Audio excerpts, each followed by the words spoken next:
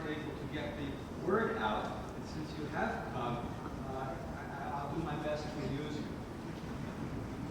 with a lecture. I want to talk about, well, because this is going to be a very ordinary lecture then. It's going to be a lecture, probably the most ordinary, most mundane lecture you may have ever heard. It's somewhat, in fact, of a family photo album, as you'll see. You'll see my wife, an Iowa girl that I married once, and my son, and my house, and things like that.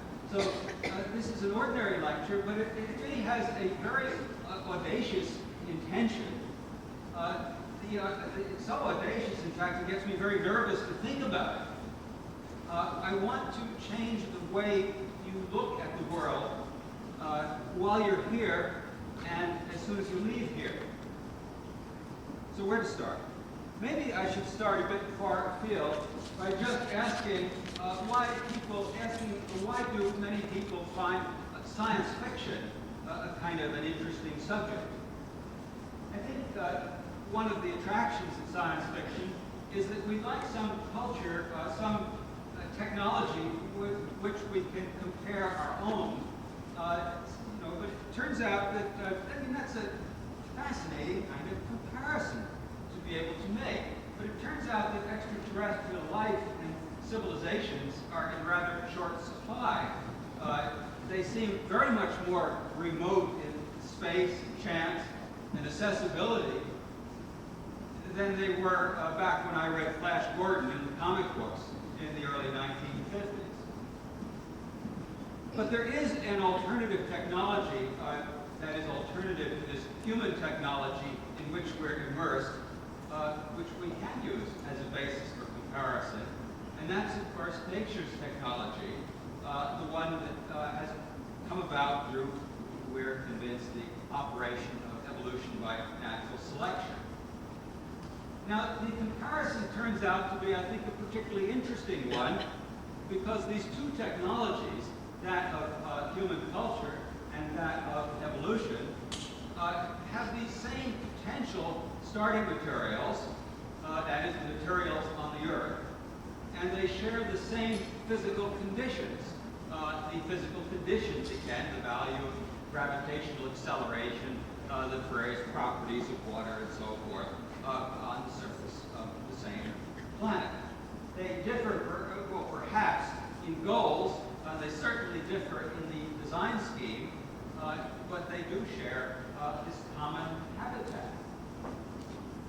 Now, what I want to emphasize here, and which I think is not the point that's usually made, is that these two technologies are profoundly different.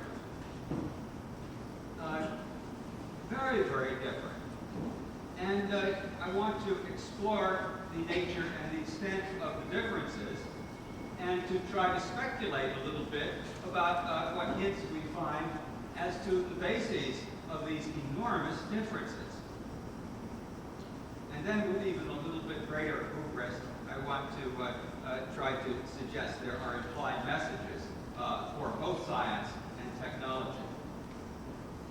So let me put on some slides also. So that's for focusing.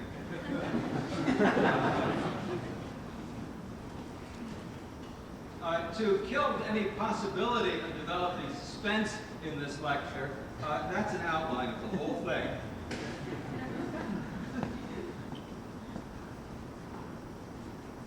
And the point, which you can readily see, is that the differences are truly vast. You don't have to read through the whole thing because it will reappear from time to time. Might as well leave the lights off. I got a lot of slides here. It'll reappear from time to time because we're going to go through these things one by one. In fact, let's start with the first group of them, what we might call geometric differences. Surfaces and right angles and corners. The distinctions aren't quite as tidy as they seem there. As you'll see, the subjects blur in a little bit together. So first, talking about flat versus curved surfaces, the fact that natural design, we usually find things curved, but human artifacts are more commonly flat. We love them. We flat out like flat things. Flat floors, flat walls, flat paper sheets, and so forth. There are an awful lot of flat surfaces there. There are a couple of organisms. They're not flat, but just about everything else is.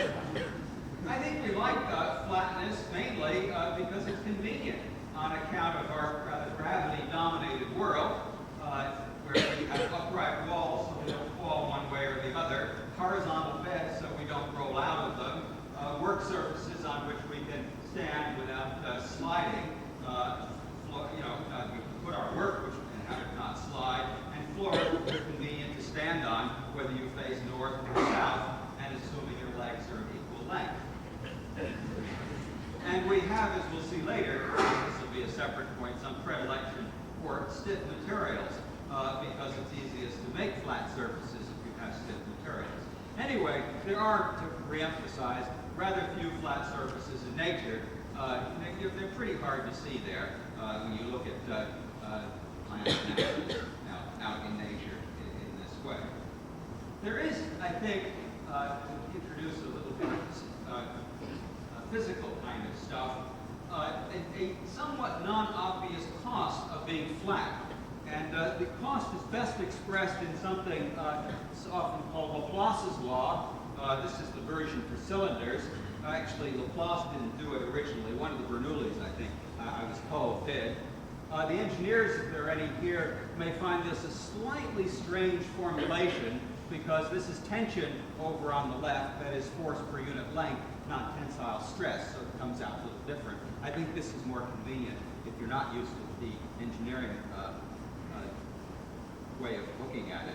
But it basically says that if you pressurize something, the translation of the pressure, transmural pressure, pressure across the wall, to tension, which might split the thing and might cause it to, the thing to explode or self-destruct, depends on something called radius of curvature, how unflat it is. If the radius, or how flat it is, if you've got a flat surface, the radius of curvature is infinite, and any little pressure difference across the wall will translate into a very large and potentially destructive tension within it. In this expression hides all kinds of interesting things, such as why the skinny tires of racing bicycles can withstand commonly very much higher pressures than the great fat tires of, say, earth-moving machinery. What splits a tire isn't pressure, it's tension. And if you have a small radius of curvature, you can withstand considerable pressure. In fact, plant cells with walls on the order of a micrometer thick can withstand pressures of many atmospheres. And it's not that they're so spectacularly strong, supernaturally strong, it's just that their radius of curvature is very small. So it's very expensive to make things flat because you run into rather high radii of curvature. For instance, you cannot make a flat balloon. You can make spherical ones and cylindrical ones, but you can't make flat ones. A flat membrane only happens if you've got equal pressures on both sides. And while sometimes we make approximately flat things, you can tell that this milk carton, if you look across the top, isn't flat anymore and obviously is filled with milk. So you have some transmural pressure and the thing rounds up as best it can. The alternative, of course, would be self-destruction. This is why, for instance, we make round pipes.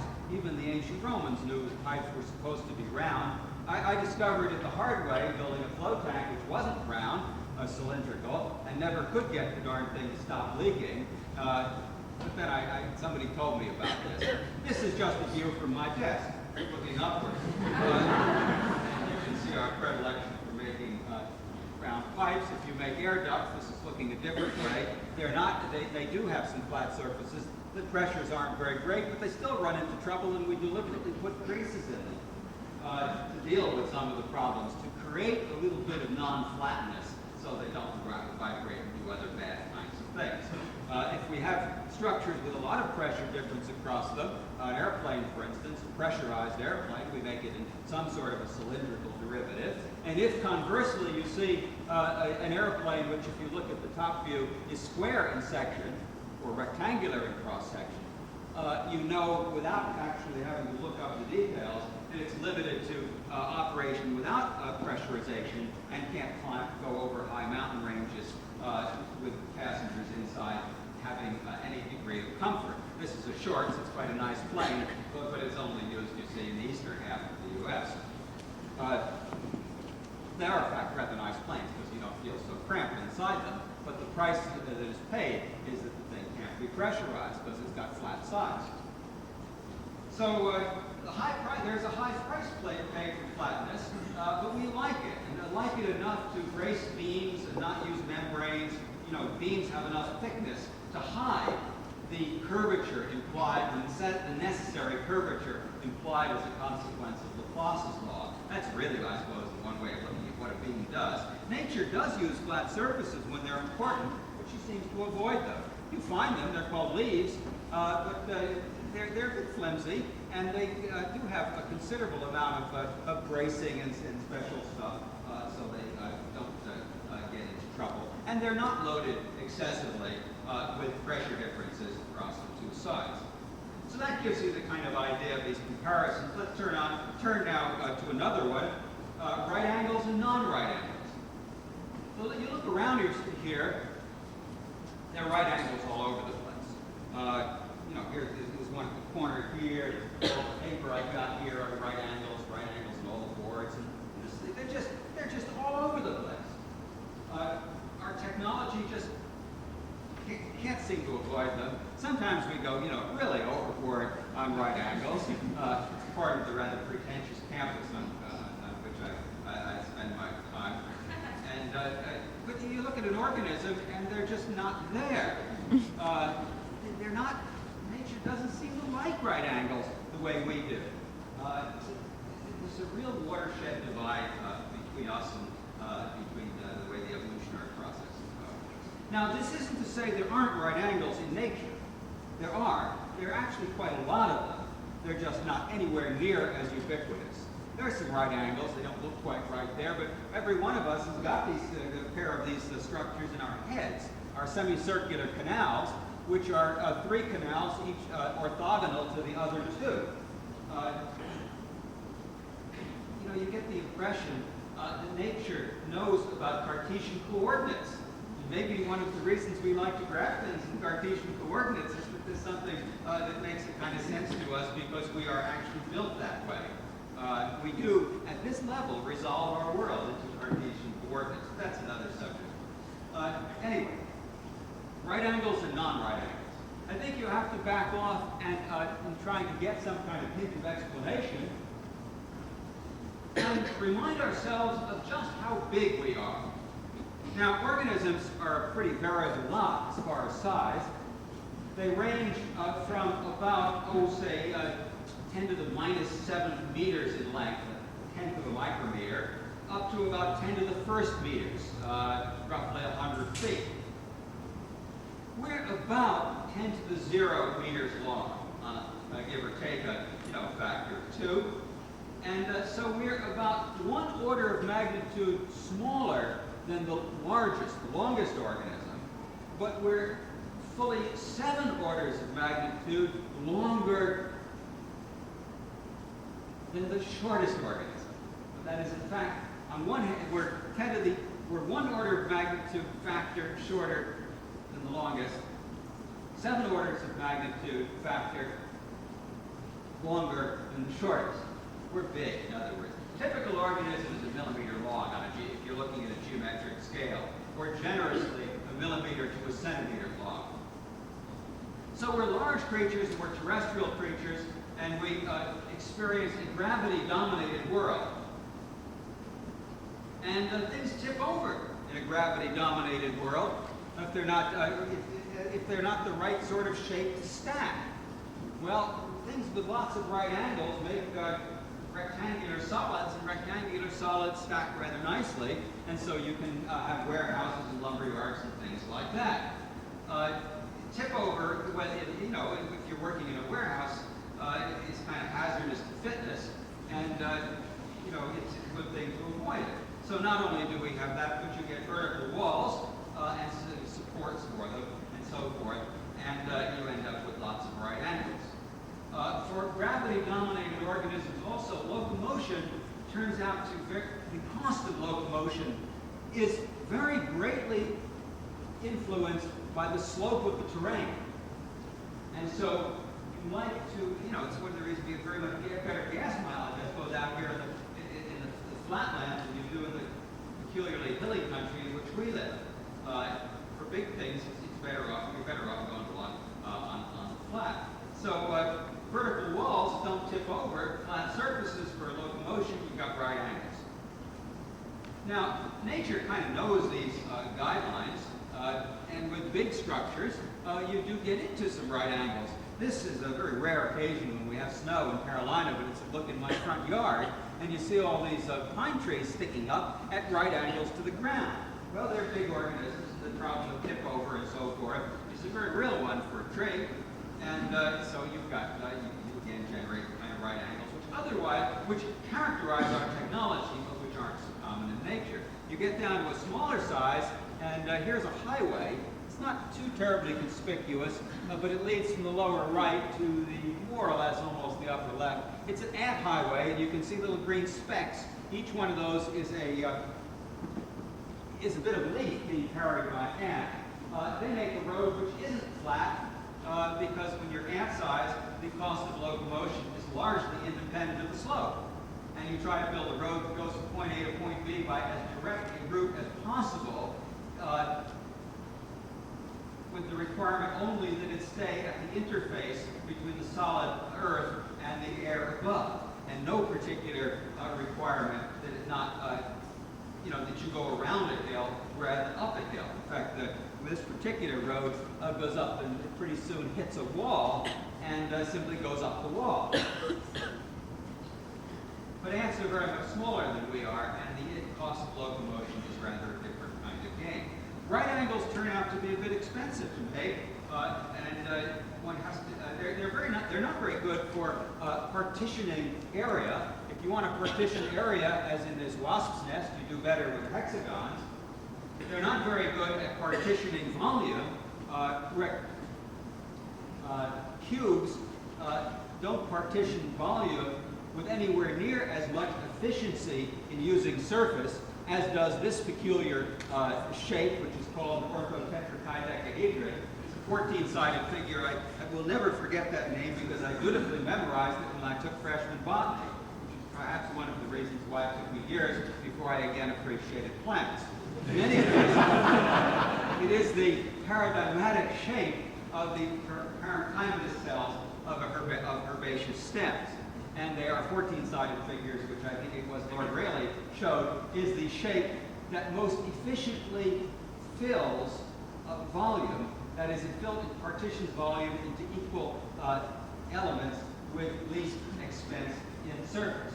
You see, the problem when I took botany was that nobody explained to me why these things should be this orthotetrahedron. You simply had to know the name for the exam. It wasn't until years later when I read Darcy Thompson that I realized, hey, this was really quite neat. But anyway, cubes aren't anywhere near as good as these odd shapes, and cubes just generally get you, right angles kind of get you in problems. Here's a particularly grotesque example. It's the billboard, it's the scoreboard for our football stadium, and you see they use a whole bunch of right angles, but then there are all these other sort of ad hoc pieces that had to be put on to keep things from falling over, because, you know, a square is a kind of mechanically, it's not what you call a statically determined structure. It likes to fold and do odd things, and so you have to put cross bracing on to keep it from getting into trouble. And this is something humans have probably known a long time. These have been painted after the fact, recently, but you can see the cross bracing. These are at least 2,500 years old. They're on some rocks in western Sweden. It's not too clear what the structures were. They didn't leave instructions for use of these things. There might have been some kind of sleds or boats, but the cross bracing is fairly obvious. It's something we've been playing with for quite some time. We do occasionally build things without right angles.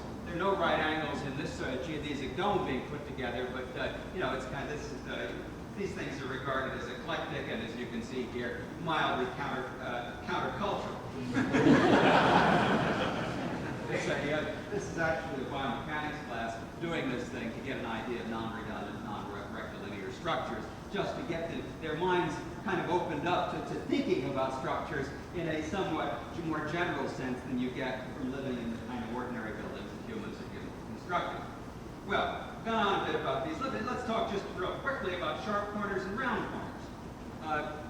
You know, we built lots of things with sharp corners, but nature tends to round her corners, ferrying one element into another, as in the branch of a tree, or in this is a cat's scapula.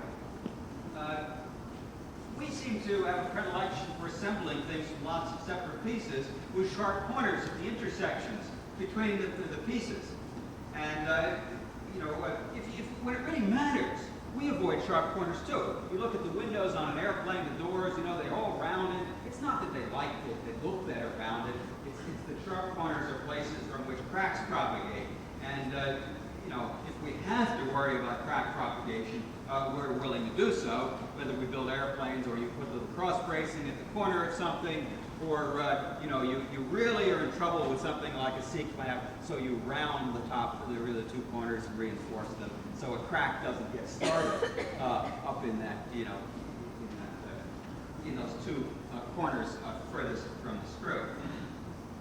Now, this tolerance of corners in our technology is actually a bit peculiar in view of this next point where we start talking about materials. Here's some more of these. This is the original slide again. 4 more differences between the two technologies. And I want to start off talking about materials, where nature seems to use plant tough ones. We go in for things that are more stiff and brittle. And I'll get on to the other differences in turn. Now, it's not as if nature doesn't use a few hard things. There are little tiny hard stones embedded in that strawberry, and there are some hard elements here and there in plant material as well. But I think it's safe to say, or fair to say, that if you're talking about stiff versus compliant material, in our technology, compliance is noteworthy, and we make a big point of compliant fiberglass fishing rods. In nature's technology, it's stiffness that's noteworthy. There are stiff things in nature, but I do believe when you see something stiff in nature, you've got to think there's got to be some special explanation for it. Nature doesn't casually build stiff things. But we do find quite stiff bones, quite stiff tree trunks. There's a bit of oak there being demolished. And something even stiffer, a piece of coral. But each has a special explanation easily available. You need stiff bone because it wouldn't work for good muscular attachment if it were too bendy. The action and shortening of the muscle would be used up quite uselessly in bending a bone.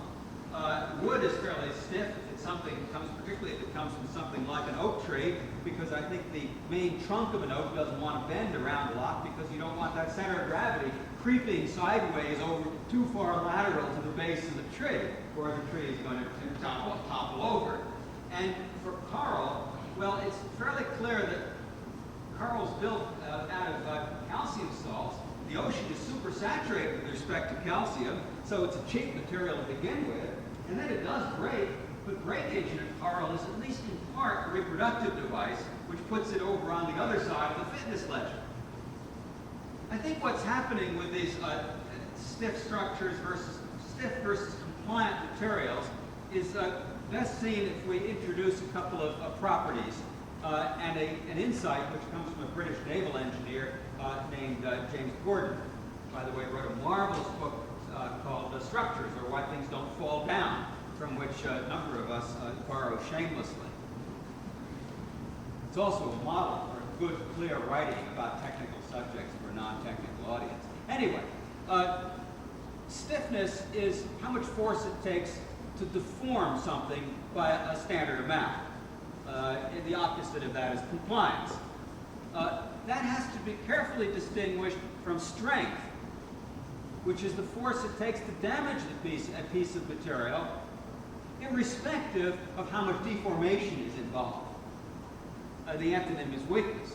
And both of them are separate from a third property, which will become important later on, which I think is best called toughness, or has often been called toughness. And that's not force, but energy, and it's energy absorbed in the process of breaking the piece. And energy is not force. Force is not energy, and this is difficult for people in their first physics course, but it just seems to be the way the world is organized. Now, we seem to like and trust stiff structures. We like car doors, that slam nicely and efficiently whether the car is facing uphill or downhill. And the structure has to have a certain stiffness for that to work.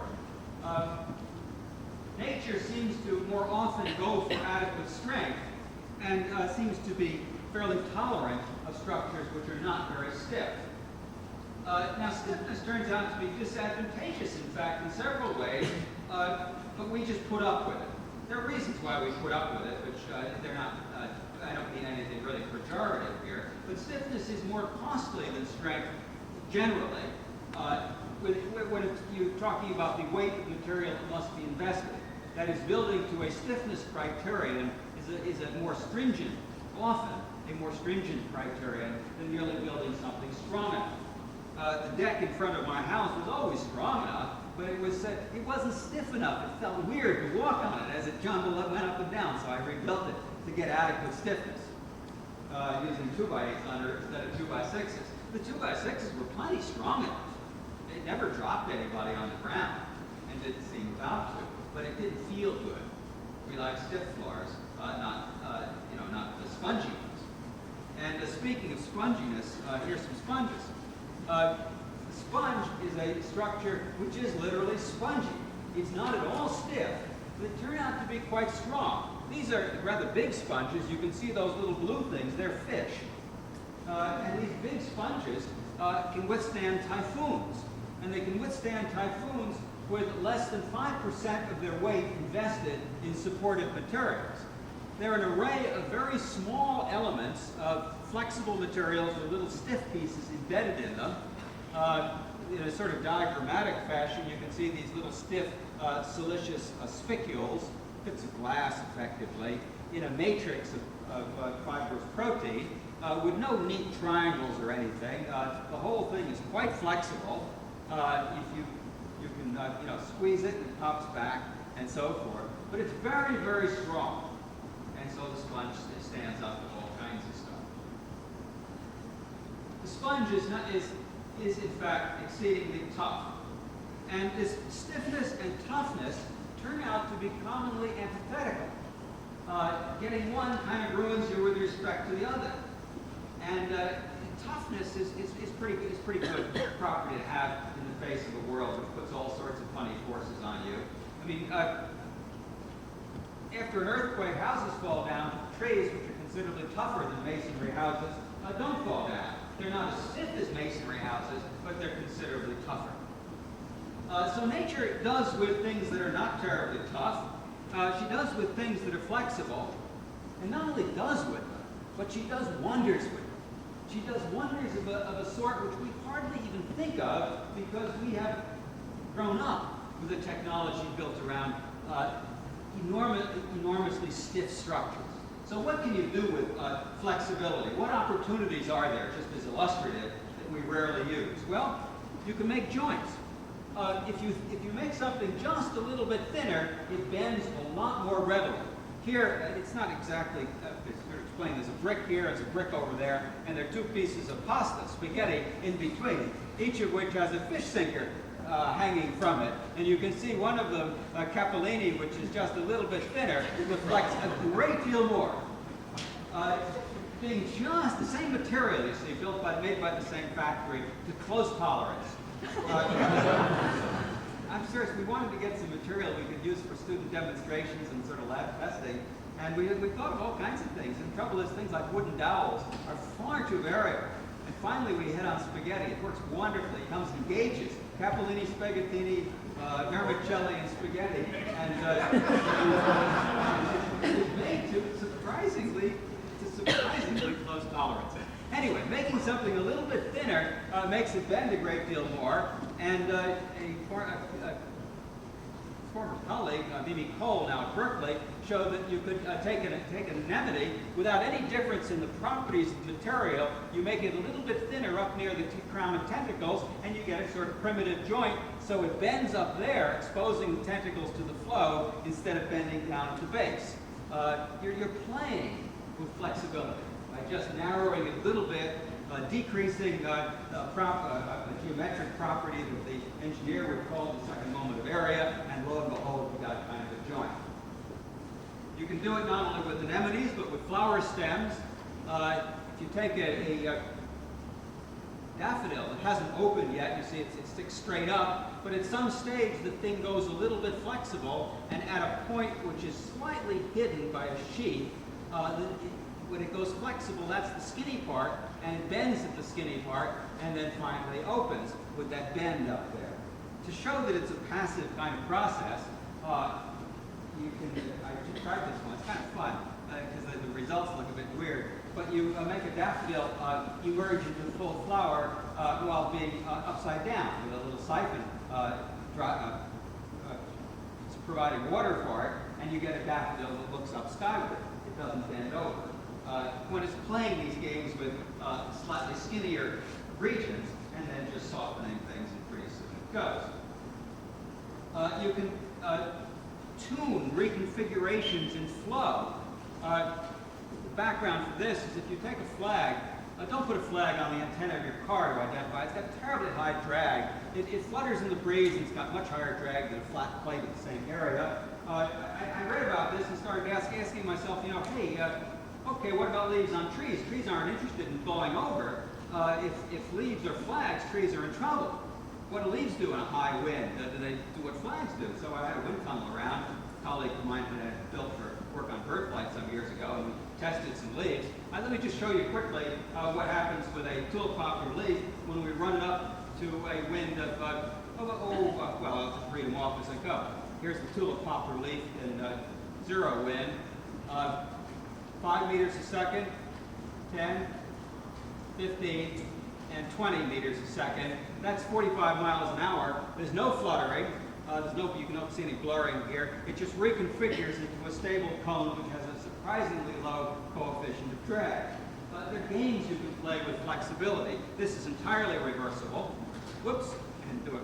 Yeah, you see, it goes back.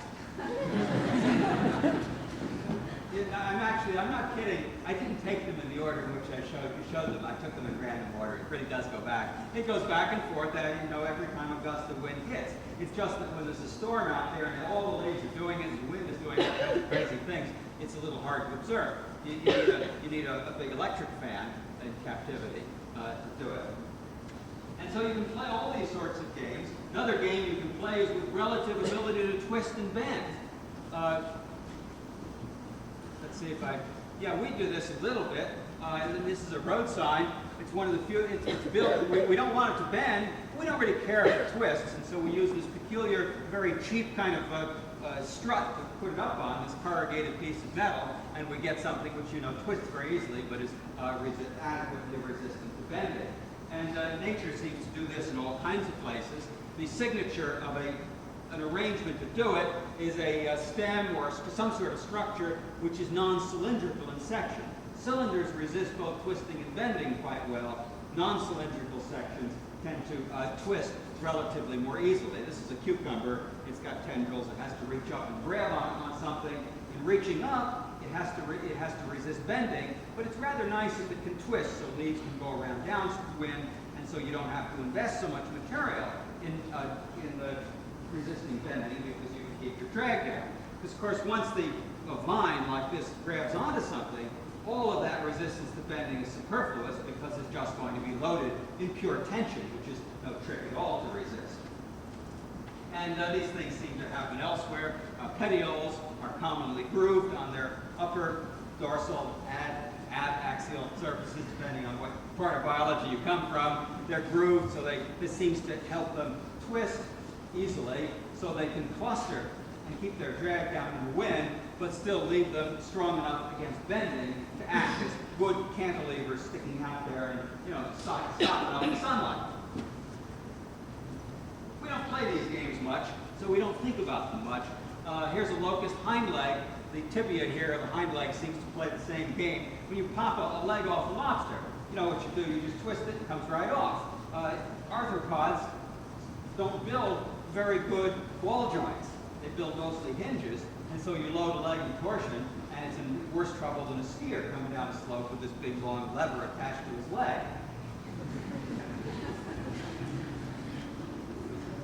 So what does the grasshopper do? Well, it begins on the basis of just a couple of measurements to look as if you can't take torsion in the joints, well then you build a shaft. So it has a thin region, a shear line, and so the shaft of the tibia can take the torsion, and the thing doesn't dislocate its knees when it jumps off from a non-flat, non-horizontal surface.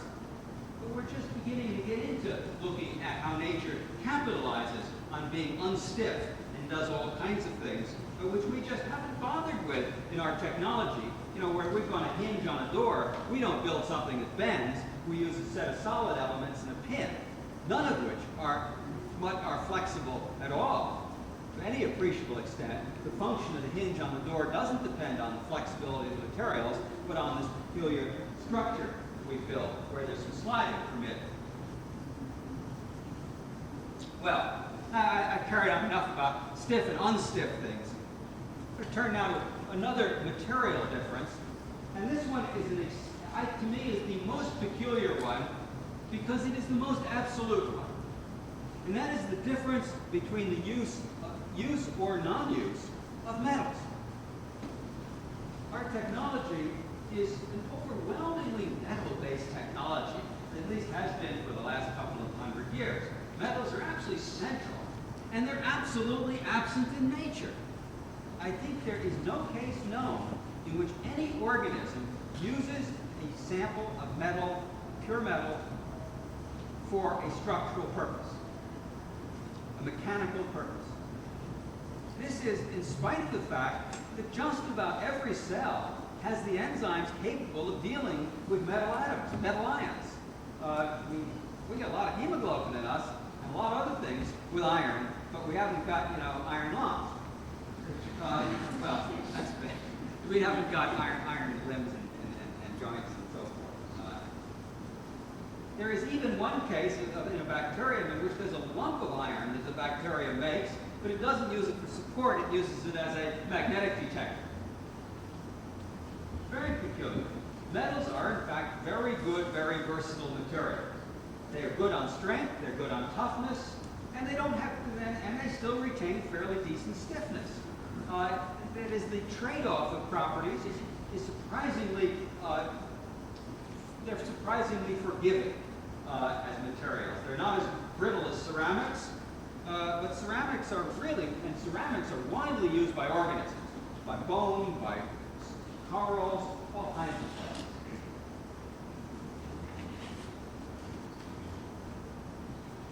things. Some of there just can't figure out why his bones are made of bone and not made of something that's really good like steel, which from many points of view would be a superior material structurally to this crazy composite of calcium salts and some protein and a few other things. As far as I know, there is no single satisfying explanation. One can guess maybe that metals are too sort of ill-distributed over the earth. Organisms are built from things that are everywhere about them. Carbon, oxygen, nitrogen, phosphorus, stuff that's widely distributed. When you don't have to have an international trade to go get your tin from the island of Britain to bring it back to ancient Greece to make your bronze. Organisms don't do things that way. Maybe it's just evolutionary inertia that the system got started with ceramics, and it simply got too good at using ceramics, so that some crummy old pieces of metal, once you've gone in one direction, it's hard to back off perhaps and go off into a different technological direction with an evolution-based system. Maybe organisms were basically aquatic and metals were basically too dense to be practical as structural materials. Maybe metals are simply, in some fundamental way, incompatible with the strong oxidizing chemistry on the surface of the Earth after organisms began to dismantle water and release oxygen into the atmosphere. Anyway, it's hard to be satisfied with any of these explanations. I suppose one could say that, to use an appropriate adverb, ironically, this is the most absolute contrast between these two technologies. Finally, on materials, it's worth looking, well, finally, semi-finally, at the homogeneous versus composite materials. Now, the distinction here is a macroscopic one. Metals we'll consider, as we use them, pure, even if they're alloys, because at a macroscopic level, they're homogeneous.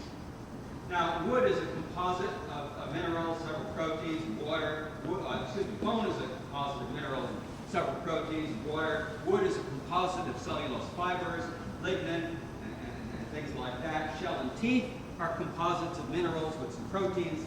When you go to the dentist and he drills on you, or she drills on you, and there's this sulfurous smell, that's not the mineral of your tooth going, that's the protein of the tooth being vaporized and giving rise to that sulfurous smell.